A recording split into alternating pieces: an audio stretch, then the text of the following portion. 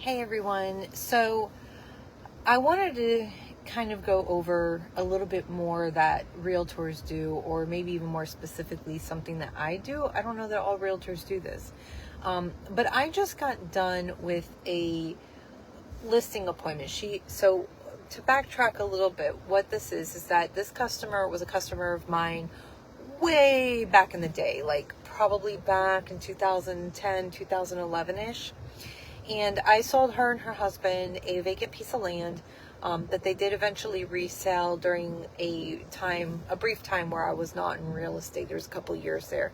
But anyway, I've been in constant communication with her this whole time. So she is technically a past customer, but she called me yesterday in a huge panic, almost in tears, that she thinks she needs a fast sell on her house. She's got a lot of problems. And I just told her that I would come by today and talk to her. And we would just have a conversation. I would leave her with some paperwork and food for thought and whatnot.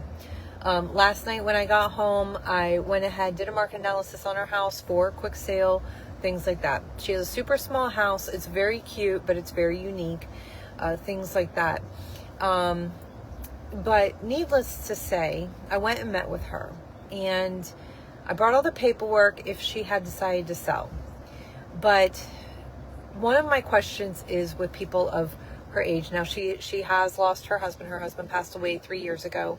But with people of her age is, do you have some place to go? Do you have a place to live? And she told me no, she would have to either get an apartment or independent living or something like that. So we went over some of the options that are out there as far as, apartment living, independent living, generally speaking, about what they cost, things like that. But I did let her know in that course of conversation that she really needed to consider how long that money was going to last her, depending on where she moved to. Now, the house that she's in is very small. It's a 1-bedroom, 1-bath house. It's paid off. There's no mortgage or anything there. So in the course of this conversation, she's telling me that she doesn't want her house to go on probate, which is part of the reason why she wanted to sell.